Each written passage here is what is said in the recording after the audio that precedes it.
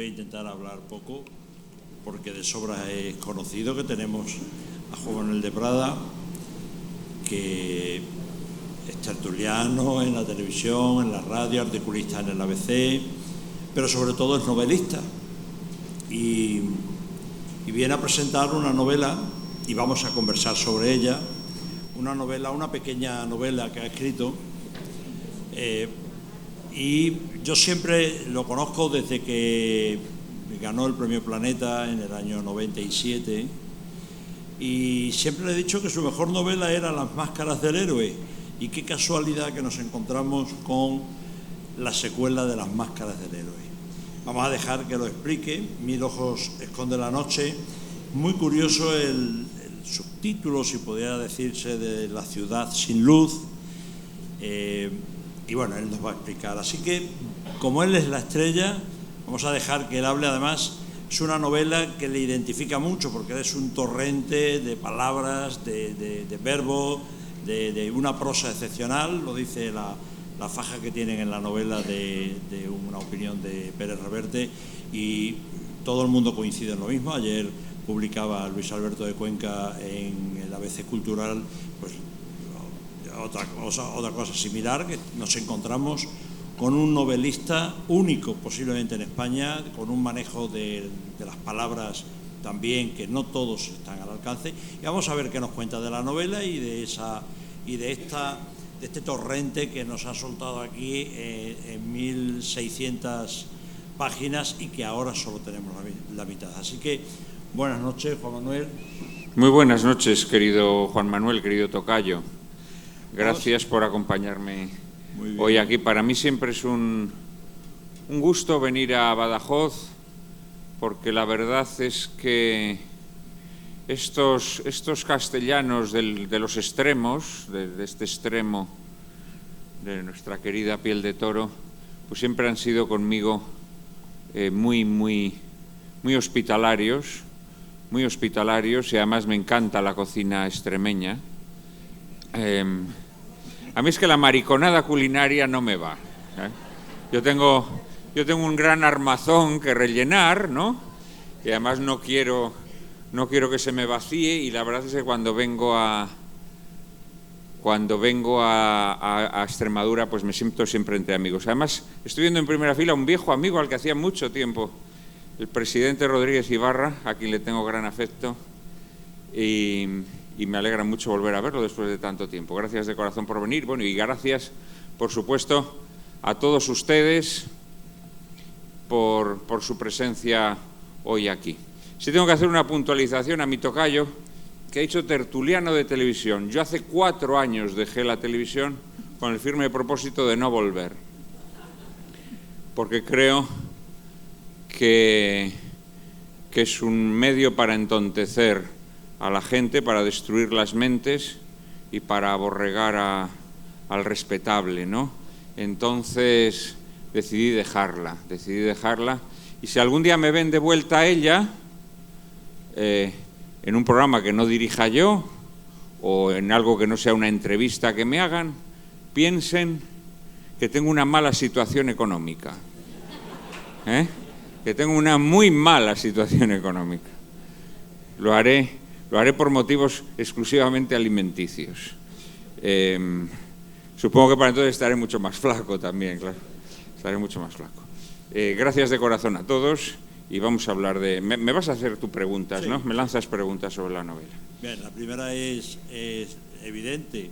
¿Por qué resucitamos a Fernando Navales y por qué esta novela durante la ocupación nazi de París, y por qué con los artistas y escritores del exilio en aquella época?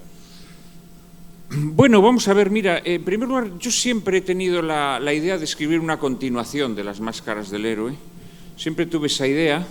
Claro, la continuación natural sería la Guerra Civil, ¿no? Porque Las máscaras del héroe termina justo al comienzo de la Guerra Civil. Entonces, lo lógico hubiese sido continuar la Guerra Civil.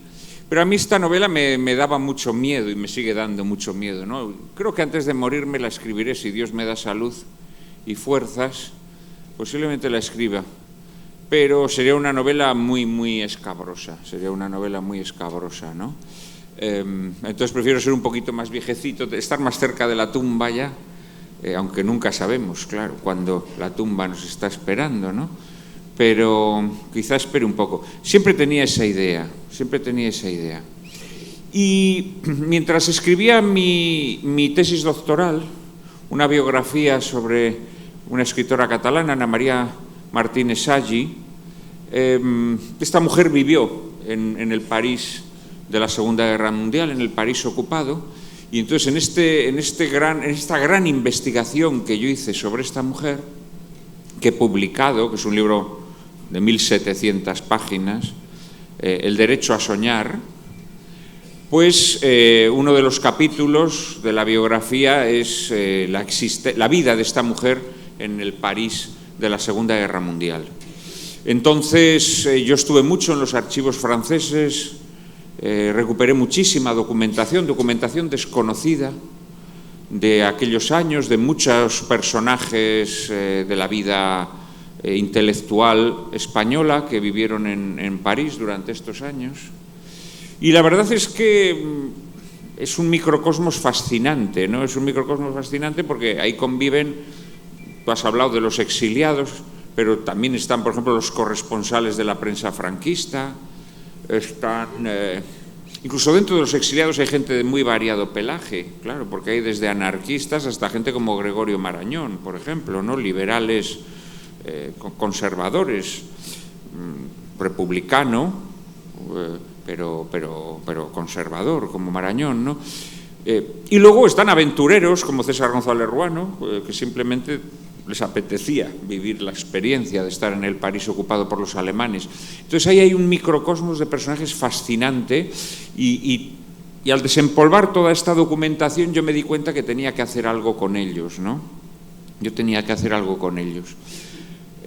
Luego, además, el mundo del París ocupado es un mundo que yo ya toqué en una novela mía anterior, El séptimo velo, una novela con la que gané el premio Biblioteca Breve hace ya más de 15 años. Y todo esto pues parece como que se confabuló, ¿no? para animarme a escribir esta novela. Por una parte, el deseo de recuperar ese mundo de las máscaras del héroe, la investigación sobre la vida de los artistas españoles en París y mi fascinación por la época, ¿no? Entonces dije, pues venga, vamos a hacerlo ahora o nunca. Vamos a hacerlo ahora o nunca. Casi todo el mundo está coincidiendo, incluido yo, que estamos ante una novela salvaje, porque la forma de actuar de Navales es un poco salvaje. Y la forma de escribir y de entender a los personajes que por allí pululan. Y tú has declarado por ahí, te he leído, y esto es entrecomillado, el 90% de cuanto escribo en esa novela es verdad. ¿Es salvaje y es verdad esa novela? Sí, vamos a ver, sí, efectivamente, esta es una novela muy radical en el sentido de que es una apuesta muy literaria, ¿no? Es decir, hay novelas en las que, bueno, pues procuras ofrecer un plato suave, ¿no? Pero en esta novela he decidido escribir a calzón quitado y sin concesiones, digámoslo así, ¿no? Entonces es una novela muy literaria, y es una novela que tanto en sus dimensiones, es una novela de 1600 páginas que se publica en 2 entregas, ahora se publica la primera, como en su aspecto formal, es una novela que se adscribe abiertamente a la estética del esperpento, de Valle-Inclán, a la estética quevedesca. También es una novela en donde está muy presente Cela, Umbral, digamos una tradición de escritores que hoy en día pues ya prácticamente es una tradición que no existe, que está mal vista. Hoy la palabra barroco, por ejemplo, se utiliza en un sentido peyorativo, ¿no? Cuando dices, este es un escritor barroco, pues estás como diciendo que es un escritor pedante o que es un escritor... Y yo aquí decidí que tenía que escribir esta novela, ¿no? Que era la novela que yo tenía dentro y que necesitaba escribir. Entonces, efectivamente, es una novela salvaje, tanto en términos formales como de fondo, como la historia que cuenta y la perspectiva desde la que se nos cuenta, ¿no? Es una historia incómoda, porque es una historia que nos va a contar un momento de la historia bastante turbio, bastante tenebroso, en donde la gente se tenía que guiar sobre todo por el espíritu de supervivencia, ¿no? Y es incómoda también porque desmiente, aunque no sea su intención originaria, pero claro, desmiente muchas falsificaciones de la historia con las que nos hemos acostumbrado a vivir, ¿no? Entonces es una novela para espíritus fuertes, ¿no?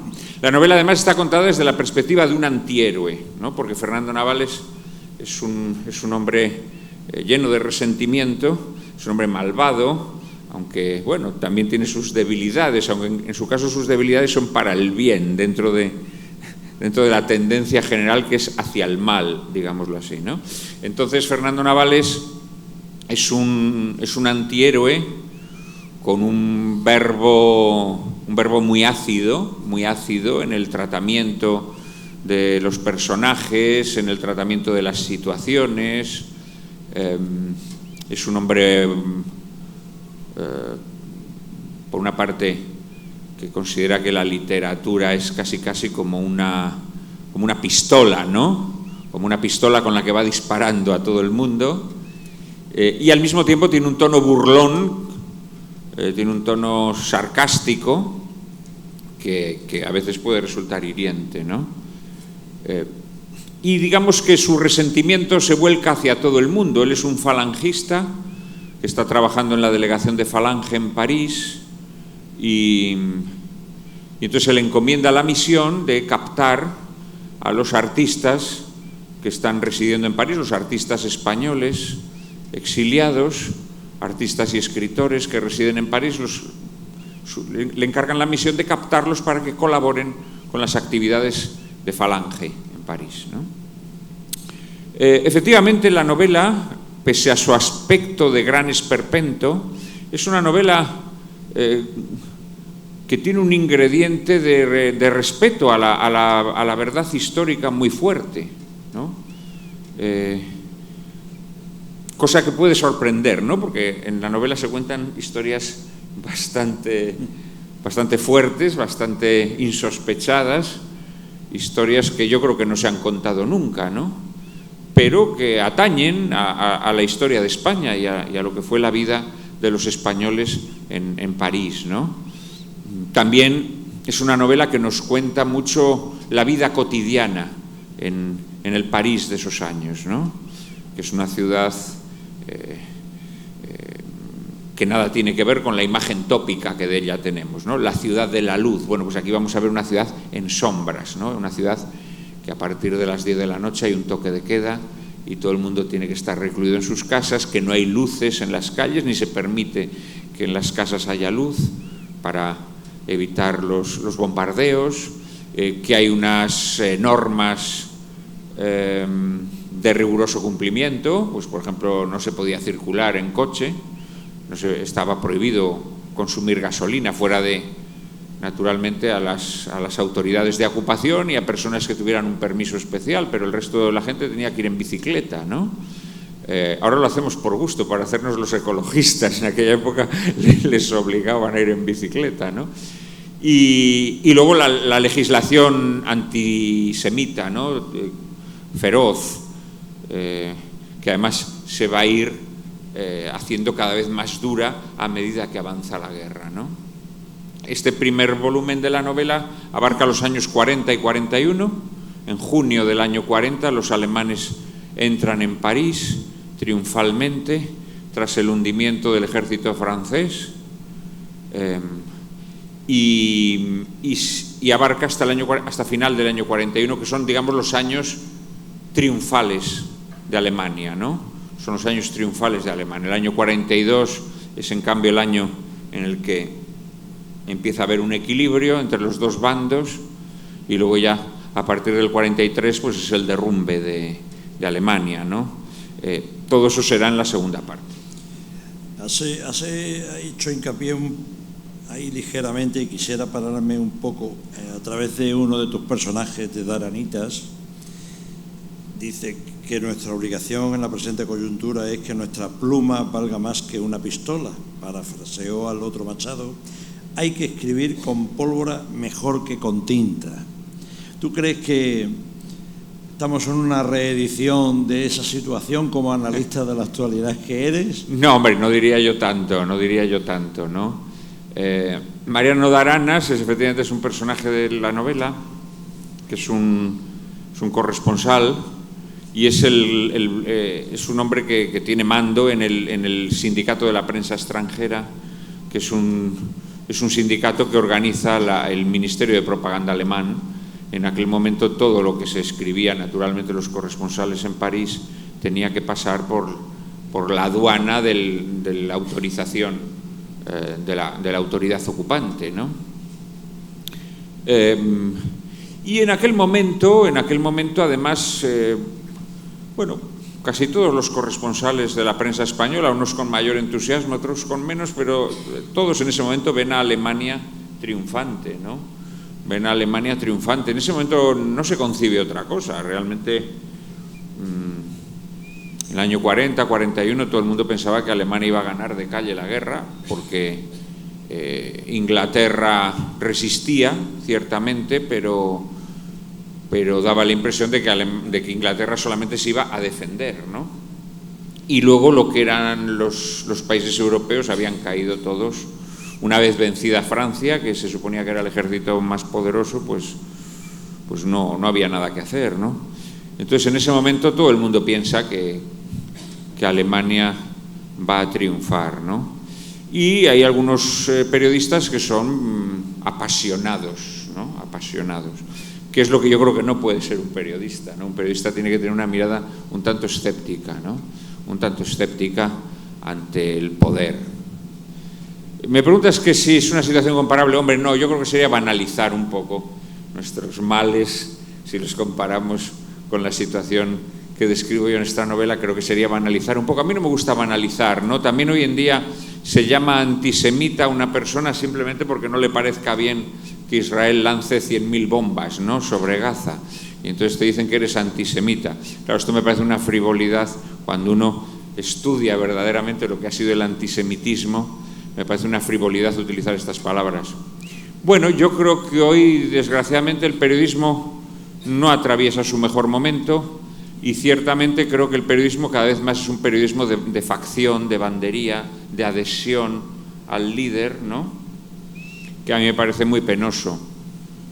Pero el poder quiere medios de comunicación débiles, que dependan de la financiación que dependan de la publicidad institucional o de la publicidad de las grandes empresas. Y esto es terrible, ¿no? Yo creo que los medios de comunicación deben depender de sus lectores o de sus seguidores, fundamentalmente, ¿no? Esto antes estaba muy claro. Uno iba al kiosco, compraba el periódico, pero ahora la gente quiere gorronear en Internet. Y si la gente gorronea en Internet, los medios de comunicación van a estar al servicio del poder. Y si encima estamos en manos de políticos irresponsables que buscan, para hacerse fuerte ellos, la división social, pues los medios, como dicen ahora, se polarizan inevitablemente, ¿no?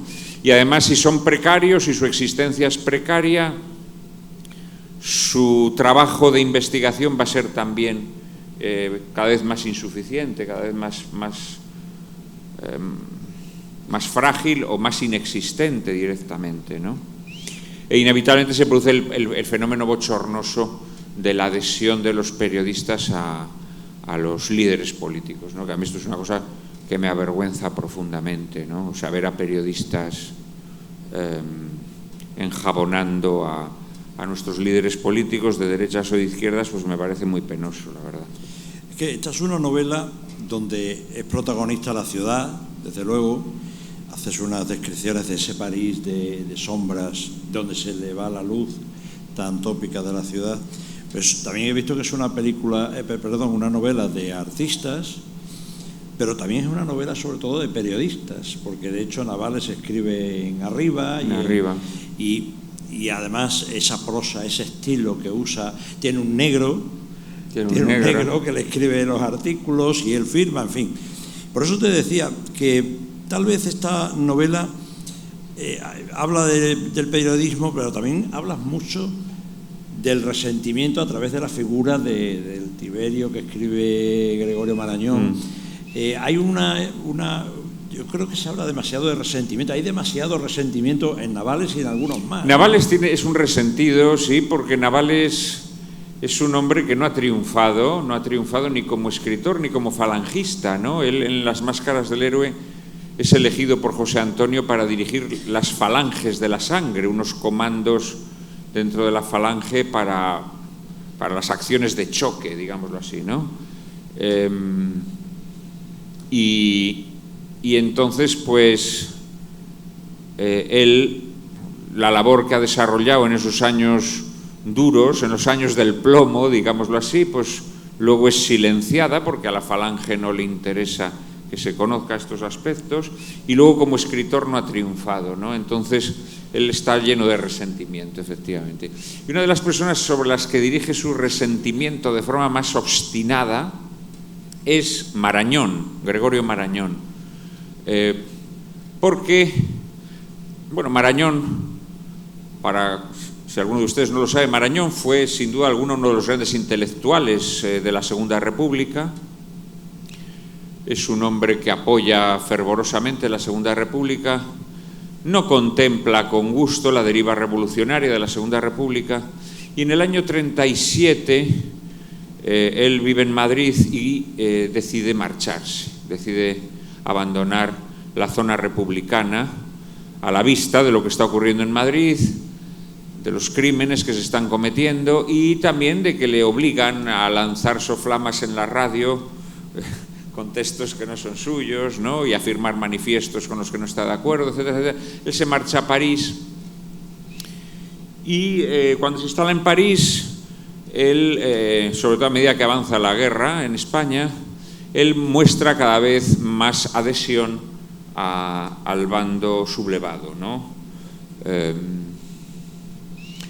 Luego ya en el año 40, pues todos sus esfuerzos son para volver a España, para que se le acepte, y no solo que se le acepte, sino que de alguna manera el nuevo régimen político lo adopte también como un intelectual de referencia, ¿no? Como lo ha sido durante los años de la República. Entonces Navales, que se da cuenta de que Marañón va a ser recuperado por el franquismo y se va a convertir en un gran intelectual del franquismo, pues esto no lo soporta, ¿no? Le pasa un poco como al hijo primogénito en la parábola del hijo pródigo, ¿no?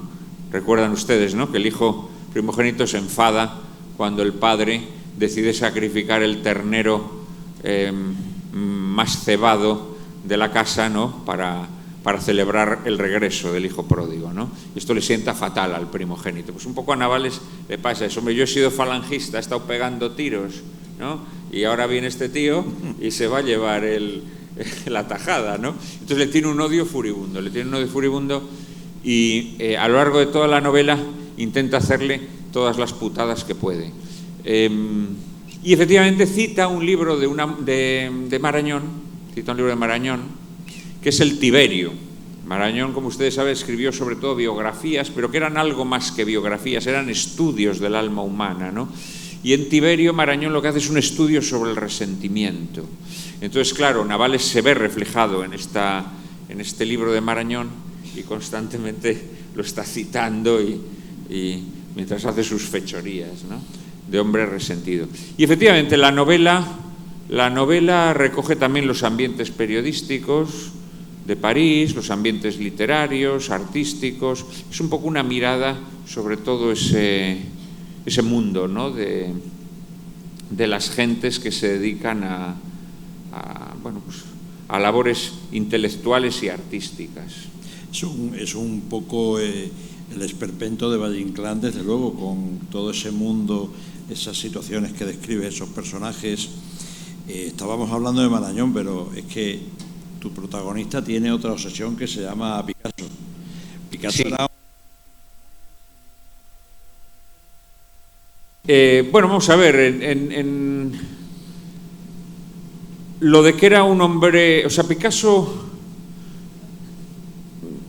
pero esto hay que distinguir, el hombre del artista, ¿no? Es decir, yo creo que humanamente Picasso era una persona bastante deplorable, en muchos aspectos, ¿no? Yo creo que era un gran egoísta, creo que fue una persona... creo que fue un ventajista, ¿no? Él durante la Segunda Guerra Mundial recibe un trato privilegiado que se debe a que Arno Breker, el escultor áulico de Hitler, Arno Breker, que visita con Hitler París, cuando París cae, Hitler hace un célebre paseo por la ciudad de París. Seguro que ustedes han visto muchas fotos de Hitler paseándose por París. Va acompañado por sus dos artistas áulicos, que son el arquitecto Albert Speer y el escultor Arno Breker. Y entonces Arno Breker, pues se ve que Hitler le pregunta, bueno, ¿y qué hacemos con todos los artistas que viven en París? Claro, porque París era la capital del mundo en aquel momento, ¿no? En términos al menos artísticos, ¿no? ¿Y de qué hacemos con todos estos artistas, ¿no? Porque, claro, tendremos que perseguir el arte degenerado. Y entonces Arno Breker le dice, mire, Führer, usted haga lo que quiera, pero hay dos personas que no le conviene, no conviene molestarlas, porque son muy célebres en todo el mundo y si las molestamos, pues la propaganda enemiga lo va a utilizar en nuestra contra, ¿no? Y nos va a presentar ante el mundo como perseguidores de la creatividad y del arte, ¿no? Y estas dos personas son Jean Cocteau y Picasso.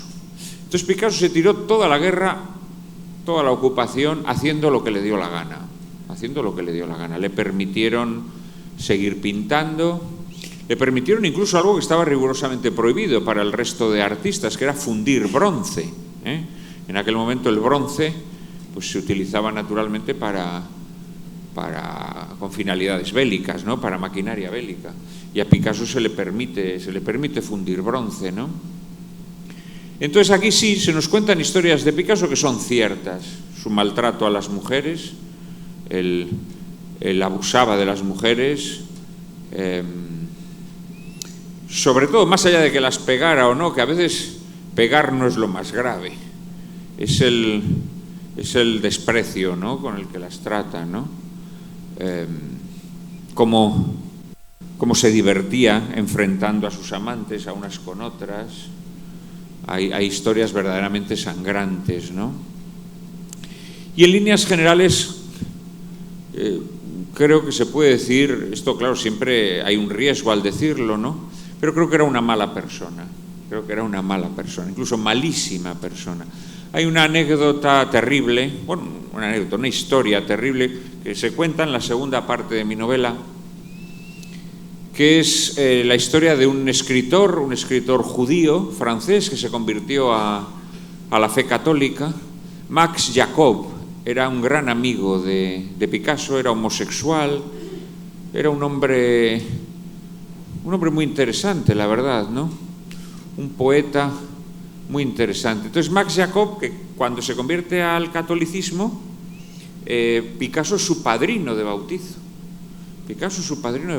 ¿No? Entonces Max Jacob, a pesar de que se había convertido al catolicismo, pero claro, al ser de sangre judía le dio igual. Llega un momento que los nazis lo detienen y lo internan en una prisión, en un campo que había a las afueras de París, ¿no? Max Jacob para entonces estaba muy enfermo, era ya un hombre mayor. Entonces Jean Cocteau, el otro liberado, digamos, por los nazis, Jean Cocteau escribe una carta muy gallarda al embajador alemán pidiéndole que liberen a Max Jacob, ¿no? Alegando pues su estado de salud, que ya es viejecito, que además aunque es judío de sangre, no es judío de profesión de fe, digámoslo así, ¿no? Sino que es católico. Y entonces Jean Cocteau le pide a Picasso que firme también la carta. Y Picasso se niega a firmar la carta para salvar a su ahijado, sabiendo además que él está fuera de peligro. Repito, sabiendo además que estaba fuera de peligro. Entonces la carta solamente la firma Jean Cocteau y el embajador alemán concede la libertad a Max Jacob, pero cuando la orden se hace efectiva, Max Jacob se ha muerto de pulmonía en la celda de Drancy, que era la cárcel en la que lo habían internado, ¿no? Yo creo que Picasso es un personaje deplorable, la verdad, humanamente deplorable. Luego ya nuestra opinión sobre su arte es diversa, ¿no? Yo en líneas generales creo que es un artista completamente sobrevalorado, pero mi personaje va mucho más allá en su consideración sobre Picasso. Estaba aquí leyendo las notas que leí una crítica a la novela en El Confidencial del periodista Alberto Olmos, un poco complicada la crítica, y el primer comentario, para que vean todos ustedes, el primer comentario que hay de los que van allí de forma anónima a comentar, le dice: de Prada mola, se queda con la peña sacando a relucir su arrase cultural. Su arrase cultural. Su arrase cultural. Sí, que arrasas con los conocimientos, y efectivamente la novela... Bueno, hombre, es una novela bien documentada y es una época que conozco, ¿sabes? O sea, el tema del París ocupado a mí siempre me ha fascinado porque me parece una metáfora me parece una metáfora válida para nuestro tiempo del hundimiento de Europa. Del hundimiento de Europa, ¿no?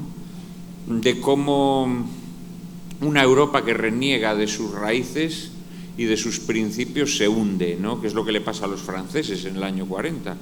Los franceses tenían el ejército más poderoso del mundo, tenían armas en ese momento, tenían más carros de combate, tenían más aviones, tenían más artillería pesada que los alemanes, pero tenían una juventud que no estaba dispuesta a combatir por su patria, entre otras razones porque esa patria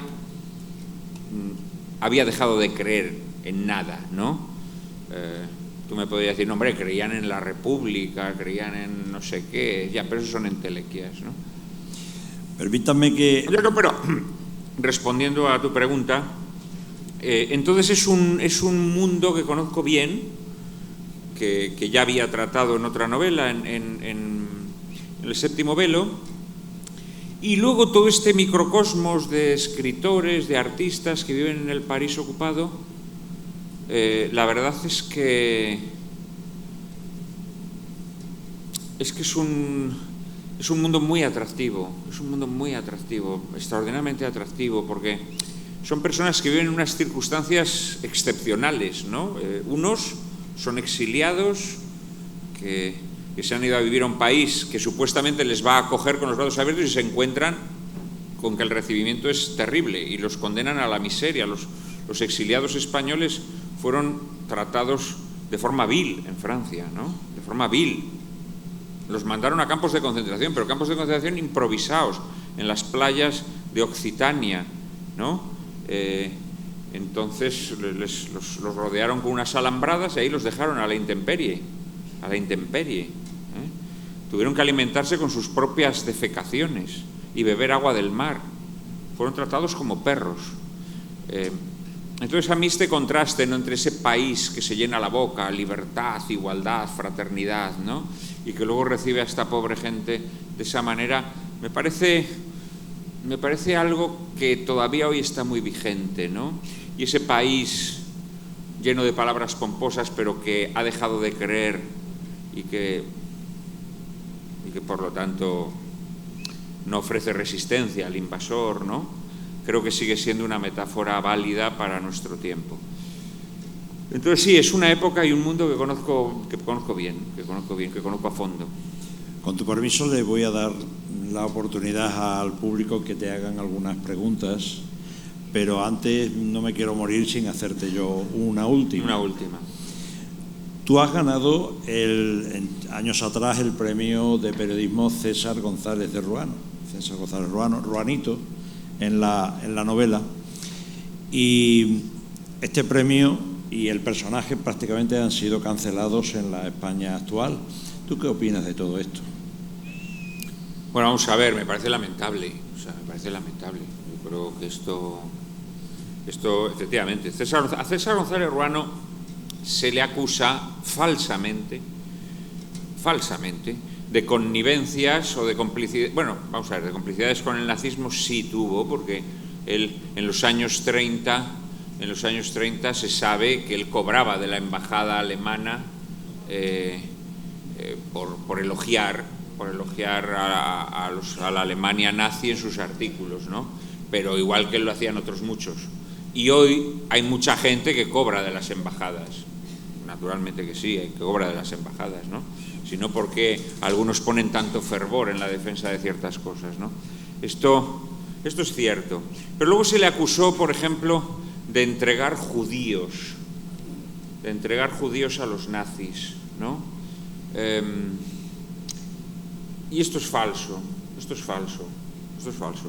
Ruano, como mucha gente en el París ocupado, se dedicaba a negocios turbios, y uno de los negocios a los que al parecer se dedicaba era la venta de documentación falsa para la gente que quería marchar de Francia, o simplemente que quería pasar de la llamada zona libre a la zona ocupada. Había una línea de demarcación que era muy difícil pasar, era una aduana más feroz que la que te puedas encontrar en cualquier frontera, ¿no? Entonces había mucha gente que necesitaba pasar de un sitio a otro de forma clandestina, o que necesitaba salir del país, y en aquel momento el negocio de la documentación falsa era muy habitual, ¿no?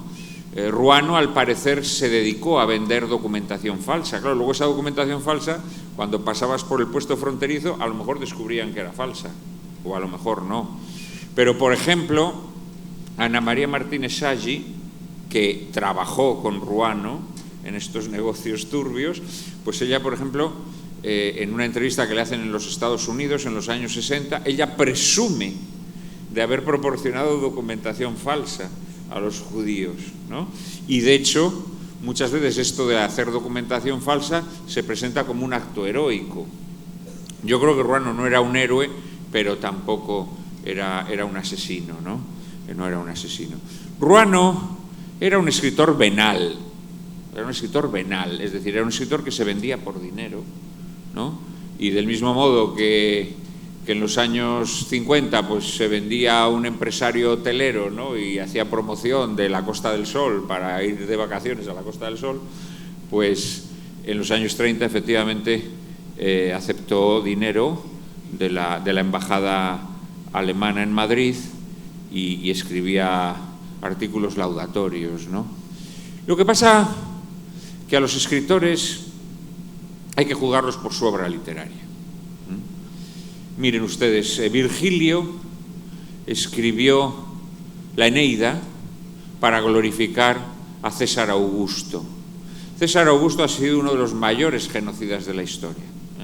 La llamada Pax Romana consistía en llegar a un territorio y dejarlo abrasado y matar a todos los que oponían la más mínima resistencia.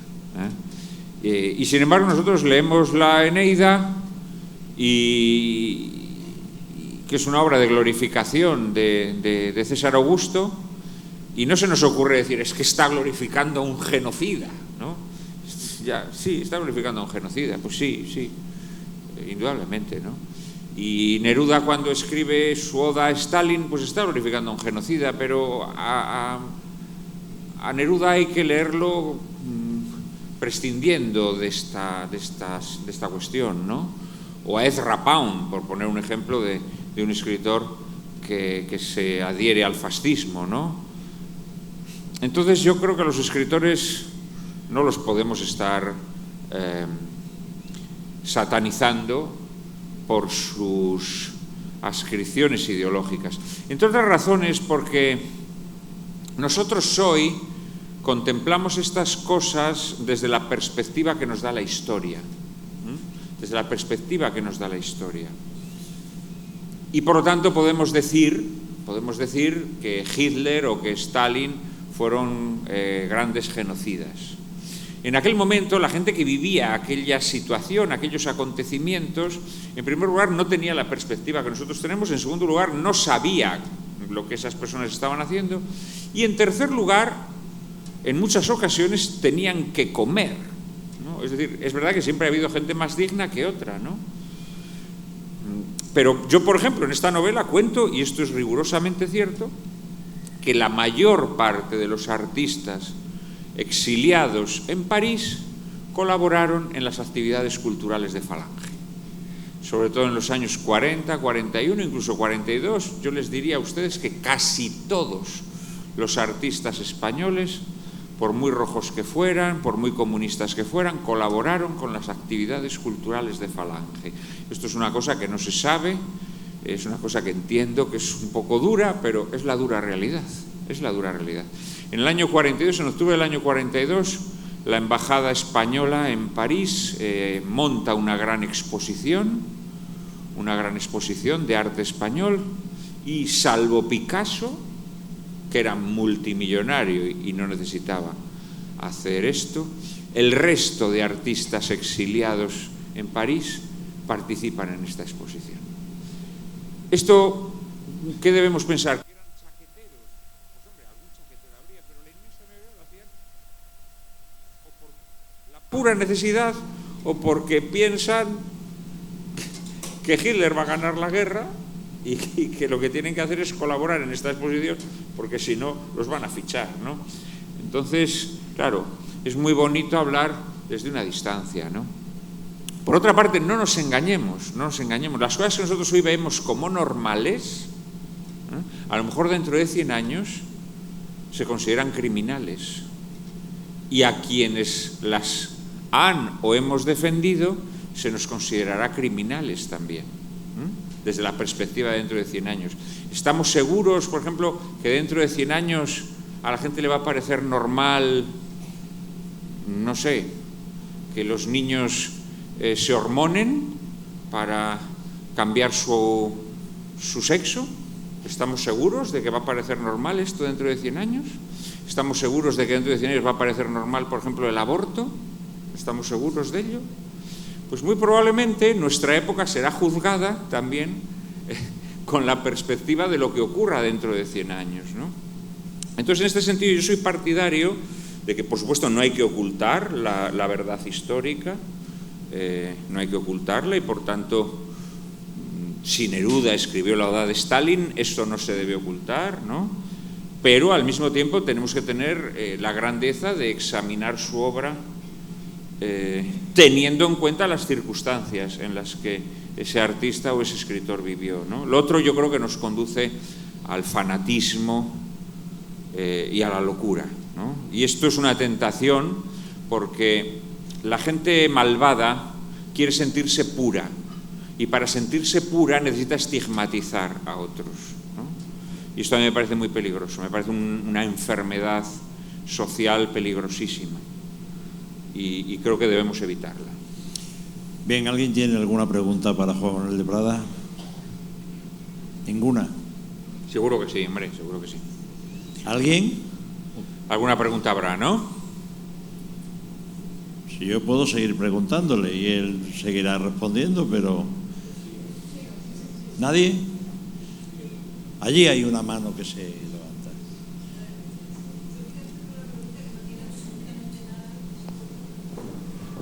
Buenas noches. Yo quería hacerle una pregunta que no tiene absolutamente nada que ver con lo que usted está hablando. Y sería, desde un punto de vista de filólogo, ¿qué piensa del lenguaje inclusivo? Yo personalmente, como filóloga, considero que es una estupidez, puesto que el lenguaje, cualquier lengua viva, está en continua evolución y son los hablantes los que hacen que la lengua siga evolucionando y la RAE y se dedica simplemente a regular los usos que ya los hablantes de alguna manera han impuesto.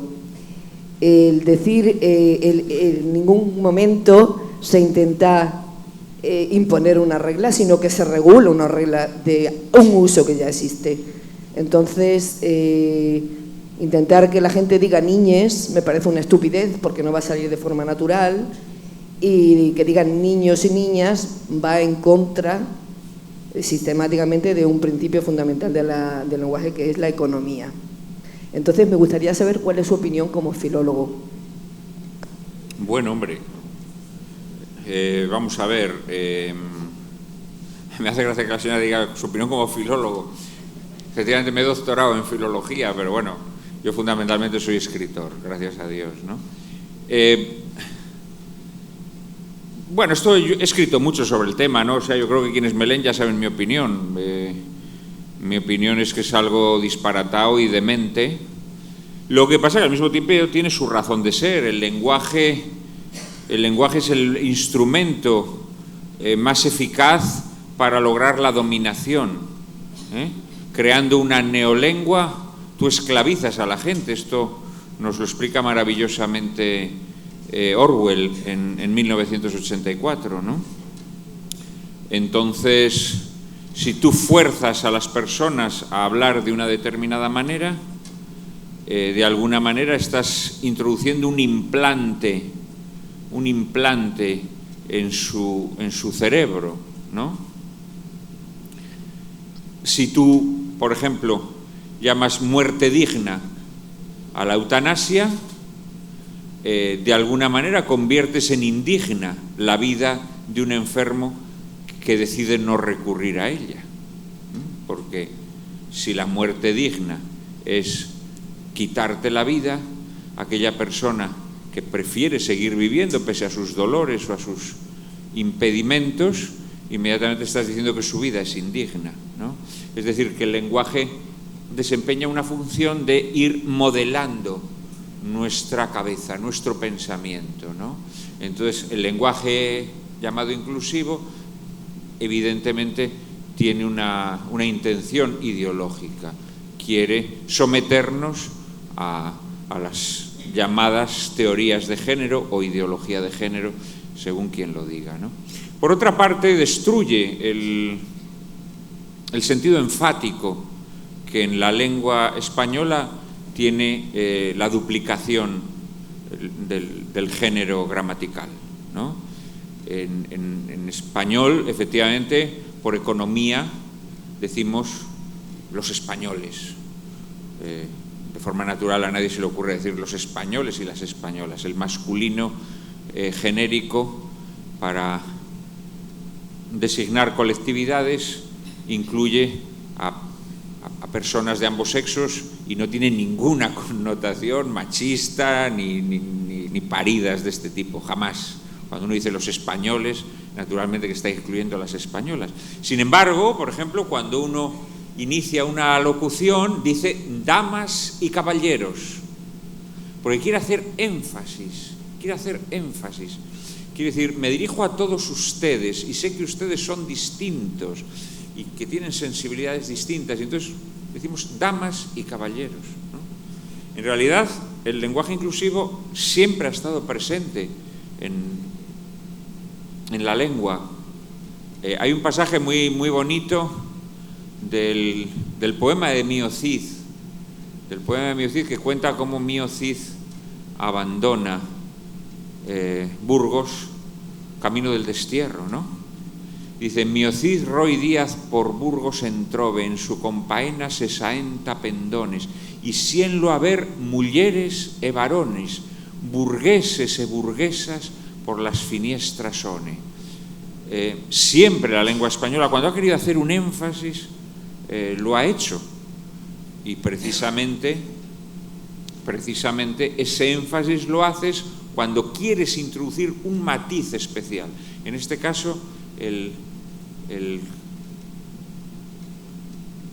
autor que compuso el poema de Mío Cid nos quiere decir no que hubiera gente en las ventanas, no, que es que estaban todos y cada uno todos y cada uno de los habitantes de esa ciudad que veían marchar a Mío Cid, ¿no? Y entonces dice burgueses e burguesas, mulleres e varones, todos y cada uno de ellos. Hace énfasis. En el momento en que empezamos a decir de forma banal todos y todas, españoles y españolas, gilipollos y gilipollas, etcétera, ¿no? Pues anulamos el énfasis de la lengua, ¿no? Anulamos el énfasis de la lengua. Introducimos un mecanismo castrante en la lengua, ¿no? Lo hermoso de la lengua es utilizarla con naturalidad y enfatizarla cuando se debe, Y ahí, efectivamente, en un determinado momento el lenguaje inclusivo puede tener sentido, ¿no? Puede tener sentido, en un determinado momento.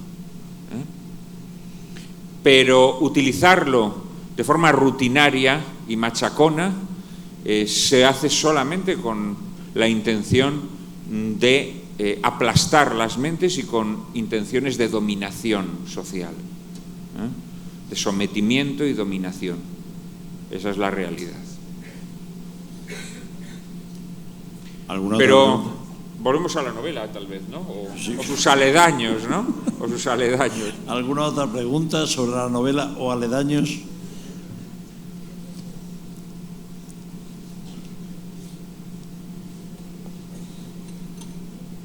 Buenas. Hola. Yo quería saber si usted es más partidario del arte por el arte o piensa más que es mejor el arte comprometido. Bueno, entre todo yo creo que esa distinción es un poco maniquea, Yo creo que todo arte está comprometido, ¿no? Me parece a mí, ¿no? Al menos está comprometido con el artista, por mucho que no tenga una adscripción ideológica, está comprometido con su propio arte y por lo tanto con su visión del mundo. El arte verdadero, es un testimonio vital, ¿no? Entonces, en toda expresión artística hay una visión del mundo, me parece a mí, ¿no? El arte no se dedica a la pura filigrana, ¿no? El arte auténtico no es pura decoración, es algo más.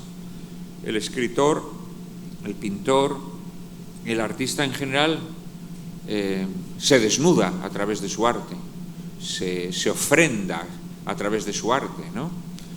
Se convierte en víctima propiciatoria de alguna manera, ¿no? Y en todo lo que hace un artista auténtico está lo que él es, su verdad más profunda, ¿no? Entonces yo no creo que esa distinción sea cierta, ¿no?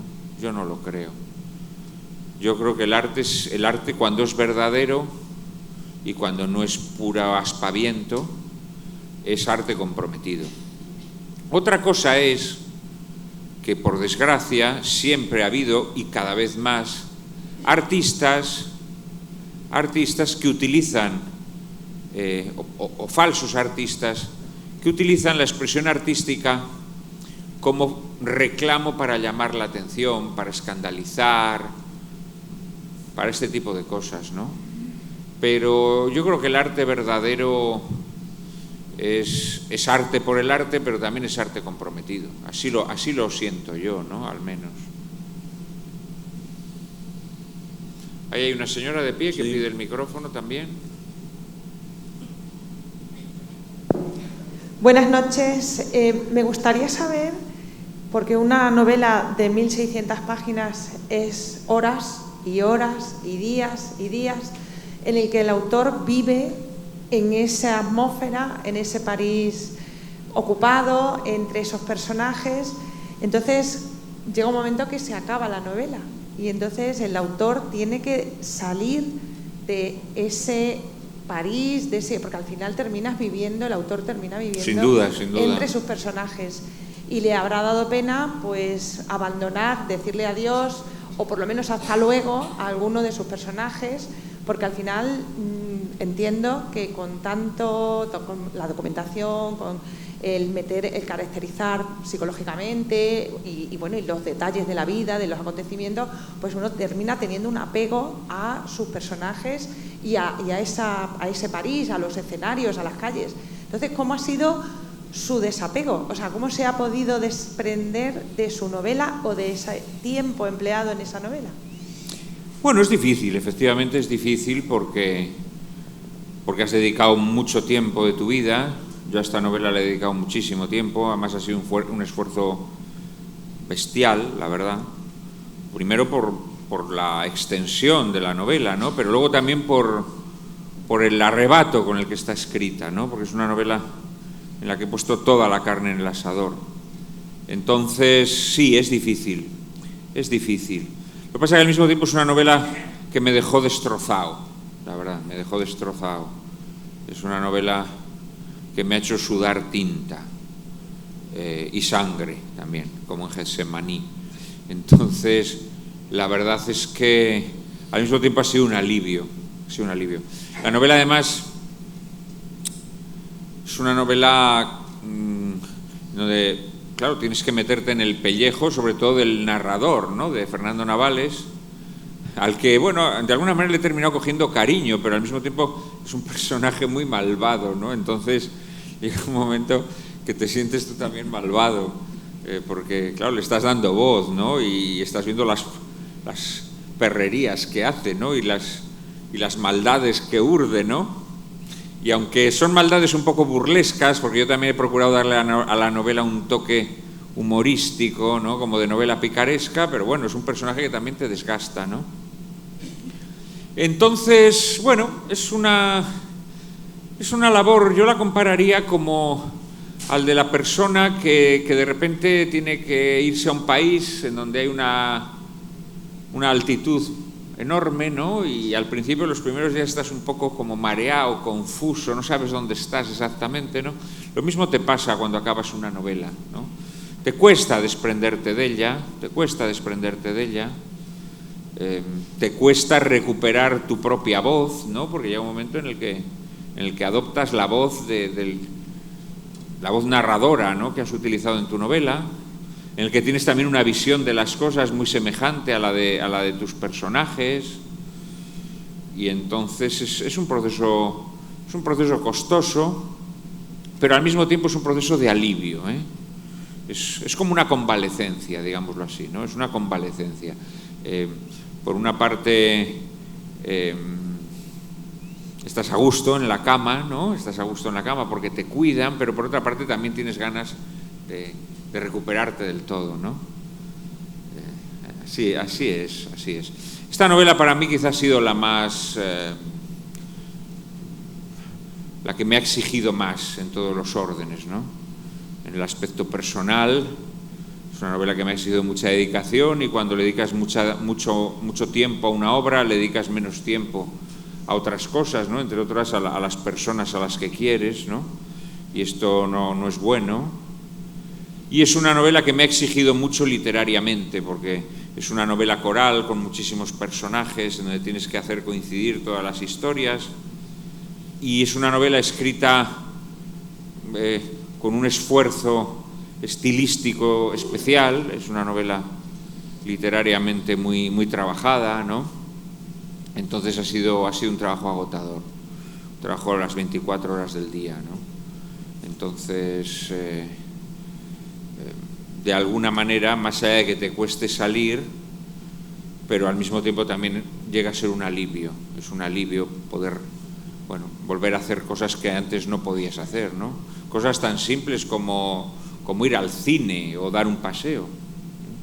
Yo escribo de una manera muy intensa, entonces dedico todo el día. Cuando estoy metido en una novela, dedico todo el día a la novela. Una última pregunta. A ver, Otto. Sí. ¿Funciona? Bueno, pues buenas noches. Encantado de tenerlo otra vez por aquí, por la ciudad. Yo mi pregunta es... Toda esta ida de españoles, digamos, señalados en la República, normalmente a París como país cercano y a la lid de la libertad en aquel momento, cuando se produce la invasión nazi, hay algunos españoles que deciden salir rápidamente de Francia, de París concretamente, que es donde están la mayoría. Muchos a México, otros incluso se atreven y se van a Moscú o a Rusia, ¿no? Entonces, su novela, que va sobre los que se quedan en el París ocupado, mi pregunta es si no, el que no decidieran irse, ¿no les señala de alguna forma como de alguna forma colaboracionista o arrepentido de su pasado republicano? Bueno, no, vamos a ver, la mayor parte de los que se van, se van por muy diversas razones, ¿no? La fundamental, los que se van a América, claramente porque quieren vivir en países donde se sientan más acogidos, ¿no? Y en esos momentos, pues países como México, por ejemplo, u otros países de Hispanoamérica, pues reciben a los exiliados con los brazos abiertos, o al menos con una hospitalidad que nace de los vínculos de sangre, de lengua, etcétera, ¿no? Otros que se van es porque saben que si los pillan los pueden fusilar o al menos meter en la cárcel, ¿no? Sobre todo políticos. Casi todos los políticos, efectivamente, cuando los alemanes ya controlan Francia, se han ido, ¿no? Los políticos que se habían comprometido y que habían tenido cargos importantes en la República o que se habían significado mucho, ¿no? Escritores que se habían significado mucho y demás. En líneas generales, los que se quedan es porque no se habían significado mucho o porque engañados pensaban que no les iba a suceder nada, ¿no? Ahí está, por ejemplo, Zugazagoitia, ministro socialista, al que detienen y entregan a España y lo fusilan, ¿no? O el ejemplo más célebre, que es el de Companys, el que fue presidente de la Generalitat, ¿no? Companys tenía una complicación, además, que es que tenía un hijo loco, un hijo trastornado, y lo tenía en un manicomio en Francia, con lo cual su situación era más delicada, ¿no? Pues también lo detienen y en mi novela se cuenta, porque uno de los personajes principales de mi novela es el policía Urraca, que es quien llevó a Companys hasta la frontera. No, los que se quedan básicamente son personas que quieren desarrollar una vida al margen del activismo político, aunque hay algunos que luego se van a dedicar de forma clandestina, van a tener relación con la resistencia, menos de lo que se dice, ¿no? Pero algunos hay. En líneas generales son personas que habían sufrido una guerra y que no tenían demasiadas ganas de seguir profesando activamente ideologías, ¿no? Algunos se fueron colaboracionistas. Algunos colaboraron en revistas colaboracionistas, por ejemplo, ¿no? Yo cuento aquí el caso de dos pintores, Antoni Clavé y Carles Fonseré, que eran dos pintores catalanes que colaboraron con sus ilustraciones en uno de los semanarios más antisemitas y más colaboracionistas que hubo en Francia en estos años, ¿no? Otros se dedicaron más o menos a que su ideología pasase inadvertida, ¿no? Y hubo algunos que tuvieron sus coqueteos con la resistencia. Lo que pasa es que el tema de la resistencia es un tema muy magnificado, es decir, en Francia no hubo resistencia contra la dominación alemana hasta que Hitler no invade la Unión Soviética, que ahí sí los comunistas se movilizan siguiendo las órdenes de Stalin, ¿no? Y entonces empieza a haber atentados en Francia y demás. Pero lo que es el elemento intelectual y artístico español, las colaboraciones que hay con la resistencia son un poco retóricas, ¿no? Es decir, pues participan en revistas clandestinas, en cosas de este tipo, ¿no? Yo en líneas generales creo que la mayor parte de ellos eran sobrevivientes, es decir, En unas circunstancias como aquellas, nosotros no podemos ni concebir una situación semejante, ¿no? Ellos lo que querían era sobrevivir, fundamentalmente, ¿no? Entonces algunos, pues sí, tienen claudicaciones más penosas, otros claudicaciones más venales, otros mantienen la dignidad, en fin, ahí hay un abanico de actitudes, ¿no? A mí me parecen comprensibles todas ellas, ¿no? Comprensibles todas ellas. El heroísmo desatado y absoluto me parece una posición que muy pocas personas son capaces de asumir, ¿no? Muy pocas personas son capaces de asumir. No somos capaces de asumirla en nuestra época. Antes me preguntaban por el lenguaje inclusivo. Yo lo digo muchas veces, yo tengo muchos amigos escritores que en privado se descojonan de todo eso, se descojonan. Pero luego, cuando escriben un artículo en la prensa, lo utilizan. Es patético, pero es así. Y no los van a matar, no los van a fusilar, no los van a meter en la cárcel por no utilizar el lenguaje inclusivo. Pero se descojonan en privado y luego lo utilizan en público. Es así de dramático, ¿no? Entonces, claro, si nosotros actuamos así, ¿cómo vamos a exigirle a una persona que tenía a la Gestapo ahí? Honestamente no. Por otra parte, esto es importante decirlo, ¿no? O sea, Francia es un país que se rinde de forma indecorosa al invasor, y desde junio del año 40 hasta el verano del año 41, cuando Hitler lanza la Operación Barbarroja contra la Unión Soviética, en Francia no hay ningún atentado, no hay ninguna protesta. Ahí todo el mundo está tan tranquilo, Allí todo el mundo está tan tranquilo. Y en realidad las actuaciones ya fuertes de la resistencia es a partir del año 43, es decir, cuando la guerra ya está muy decantada. Hasta el año 43 quienes se aventuran, digamos, a resistir al invasor son muy pocos, y muy valientes, porque cuando los apresaban, como se puede usted imaginar. Y luego también había un componente, claro, los alemanes sabían cómo provocar estas tensiones en el seno de la sociedad francesa. Claro, cada vez que la resistencia mataba a un alemán, los alemanes mataban a 10 franceses, fusilaban a 10 franceses. Entonces, claro, tomaban represalias.